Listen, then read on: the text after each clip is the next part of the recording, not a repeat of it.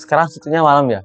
Arti orang tua saya sekarang sedang istirahat untuk mengisi tenaganya besok untuk menjalankan kewajibannya mencari nafkah untuk keluarga. Setiap aku telepon ibuku, pasti aku selalu tanya kegiatan yang habis dilakukan sama ibuku. Habis ngapain, Bu? Habis doakan kamu, Le, biar keinginan yang kamu capai bisa terwujud. Jadi setahu aku itu orang tua aku tuh di rumah kerja cari nafkah, ngurus rumah, ngurus adik aku, terus mantau kita anak-anaknya yang merantau. Terus yang pasti orang tua aku itu berjuang buat anak-anaknya. Nah, suatu ketika pas telepon itu, ini yang membuat agak membekas. Habis telepon itu sama Abi tuh bilang, ngasih pesan gitu, Mbak, di pondok baik-baik belajarnya, sholat tahajudnya gitu, jangan lupa. Di sini Umi sama Abi nggak pernah berhenti buat doain Mbak Ilfa, nggak pernah berhenti buat bangun malam doain Mbak Ilfa, yang terbaik buat Mbak Ilfa gitu. Sebelum aku tinggal sama mereka, ya kisaran mungkin TK sampai SMP, aku itu tinggal bareng sama nenek aku. Dulu pas SD itu, aku pernah pikiran kayak gini. Kenapa sih kok aku nggak tinggal bareng sama papa, mama, kenapa harus sama nenek? Terus aku juga kepikiran, apakah mungkin iya kehadiranku itu gak diinginkan sama mereka. Dulu setiap aku pulang sekolah, iri gitu lihat teman-temanku dijemput sama papa mereka, dijemput sama orang tua mereka. Terus setiap berangkat sekolah, rasanya kayak gimana gitu, hatiku itu kayak ngeliat mereka tiap hari diantar sama orang tua mereka ke sekolah, entah naik motor, entah naik mobil. Sampai aku lagi-lagi kepikiran, kenapa kamu nggak adil sama aku? Pas itu dulu aku ngerasa kayak, wah, kenapa aku bisa sampai seberantakan ini gitu. Kadang tuh lihat mereka tuh kayak mau nangis gitu.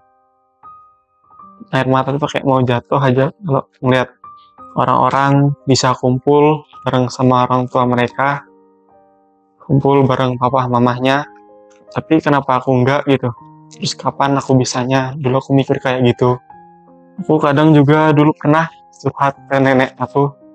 Aku bilang gini nih, Nek, kenapa papa, mama gak tinggal di sini aja bareng aku? Nenekku itu, yang aku ingat waktu itu dia cuma senyum terus dia bilang ke aku, sabar ya Drik, katanya. Papamu di sana kerja untuk kamu juga nantinya gitu.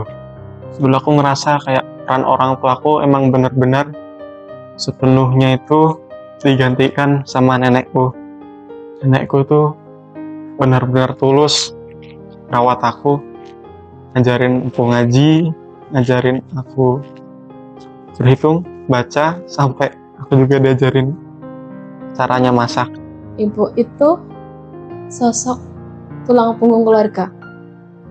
Ibu yang menggantikan peran ayah, ibu yang mengurus semua masalah yang ada di rumah tangga.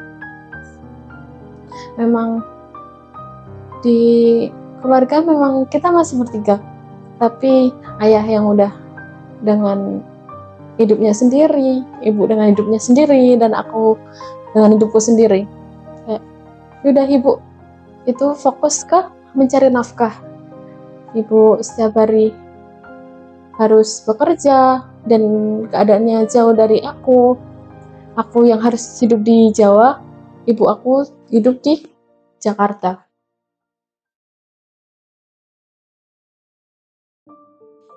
Bapak atau ibu kalau pulang gitu, jadi bawa makanan cuma 2 tuh katanya nih buat kamu sama mbakmu gitu. Lah ibu gak makan, nanti gampang. Aku ingat dulu waktu aku zaman SD, aku sering banget ke diajak orang tahu ke sawah. Entah itu aku cuma main air, entah itu aku bantu-bantu. Dan aku baru sadar kalau ternyata perjuangan orang tua aku itu, kerja kerja orang tua aku itu waktu aku SMP. Oh, ternyata jadi petani itu berat. Bunda bilang gini, Mas Nico semangat ya, sabar terus. Doain Bunda, semoga rezeki Bunda lancar gitu. Dan Bunda bilang gini, Mas Nico malu nggak punya Bunda kayak gini? Ya nggak bisa kayak bunda-bunda yang lain, kayak bunda-bunda temannya Mas Nico gitu. Awalnya aku kaget Bunda bilang kayak gitu. Sempet sedih sih Bunda bilang gitu. Aku bilang kalau Bunda itu nggak pernah sama sekali malu-maluin aku. Bunda itu selalu yang terbaik buat aku. Apalagi kalau bapak mau habis cuti terus mau balik lagi, kan pastinya nangis lah ya.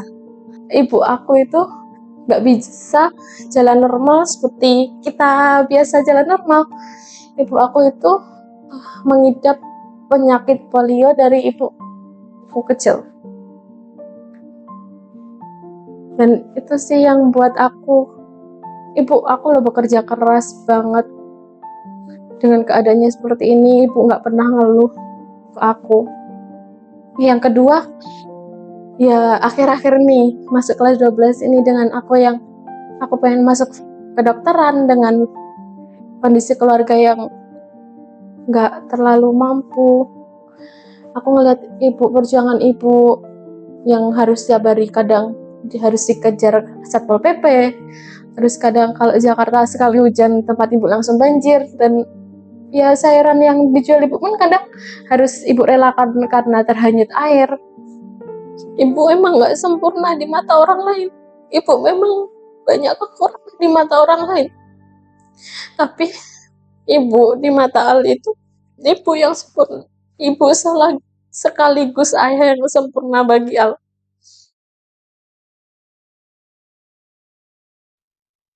Bapak tuh nggak pernah marah sama aku juga nggak pernah. Bukan marah sih lebih tepatnya, mungkin karena emang didikannya tegas dan keras, jadi karena aku nggak bisa bedain bapak itu lagi marah apa emang lagi nasihatin atau emang lagi ngomong biasa. Karena emang suaranya bapak itu kan keras ya. Buat aku yang dididiknya udah kayak gitu, jadi menurutku emang bapak nggak marah, tapi emang cara didiknya aja yang kayak gitu. Ibu saya dah teriak dari luar gitu, Torik pergi mandi, kemudian sholat, pergi berangkat dengan rumah saya dekat masjid. Nah, itu saya tidak menggubris apa yang ibu saya suruh gitu. Ya beberapa kali saya dipanggil, saya tidak merespon, dan kemudian ibu saya masuk kamar dengan membawa sebuah sapu di tangannya, dan itu saya wah takut. Waktu itu telepon, karena itu setelah tahap 2 itu ada tahap praregistrasi, dan itu bakalan menentukan diambil apa enggaknya. Dan waktu itu aku telepon orang tua tanya ke aku, Kak mau diambil enggak gitu. Terus aku jawab, ikut ibu aja, orang tua gitu, ikut orang tua, pokoknya aku pasrahin semuanya ke orang tua.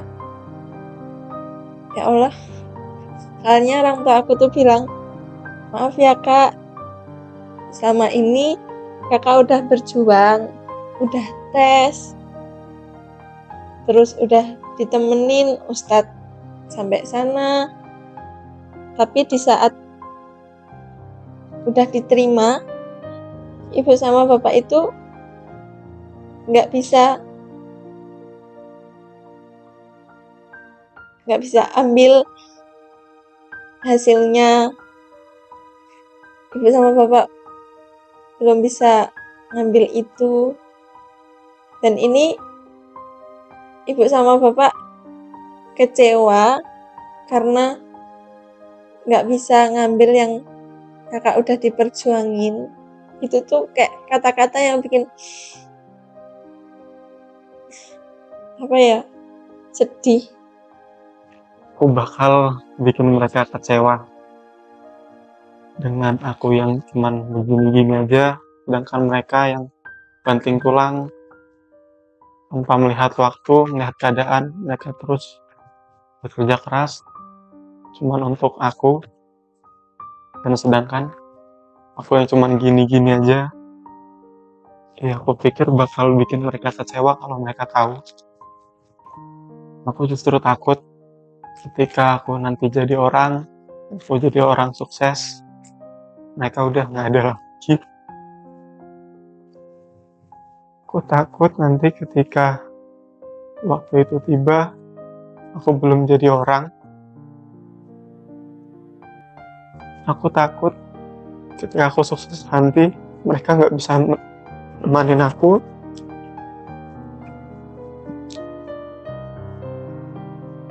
Dan aku nggak mau ketika waktu itu datang, aku belum jadi apa-apa.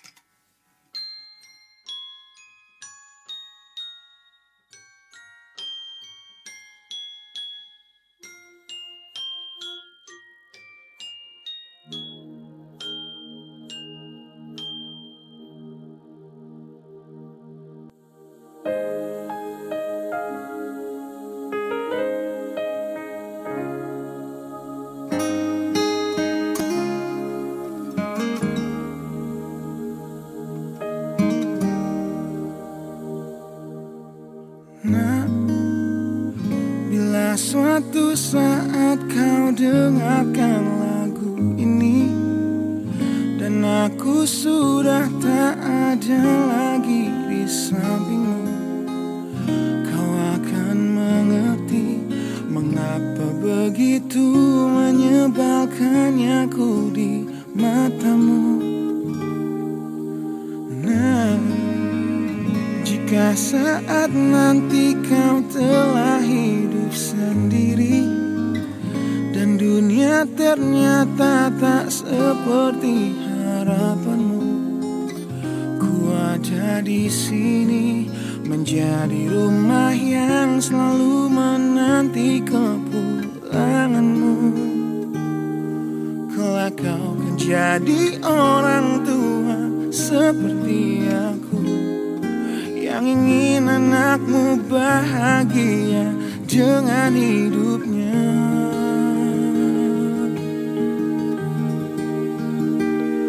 Bila bentakan kecilku patahkan hatimu, lebih keras dari itu dunia akan menghakimimu.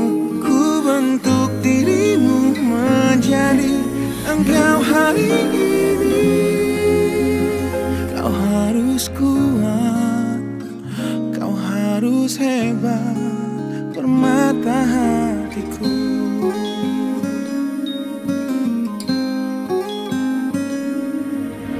Nah, kan tiba waktu kau harus tentukan jalanmu, yang mungkin tak searah dan indah di mataku. Apabila terjadi, berjanjilah kau akan selalu menjadi dirimu sendiri.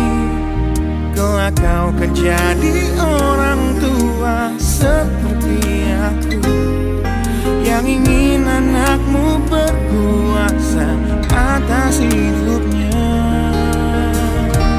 Bila bentakan kecilku patahkan hatimu, lebih keras dari itu dunia akan menghakimimu.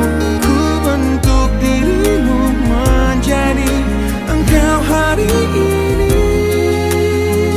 Kau harus kuat, kau harus hebat, permata hatiku.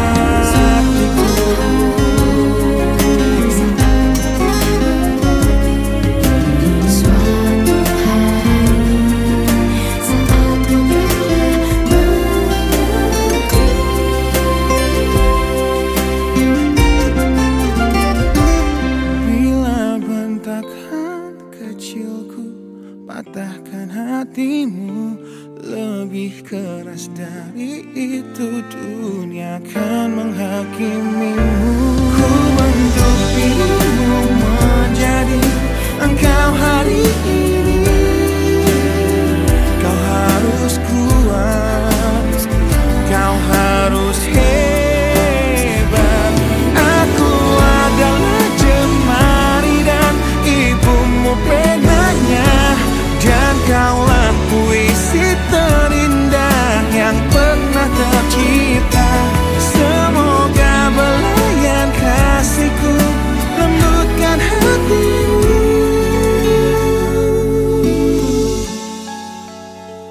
Kau harus megah, kau harus indah, kau harus kuat, kau harus hebat, permata hatiku.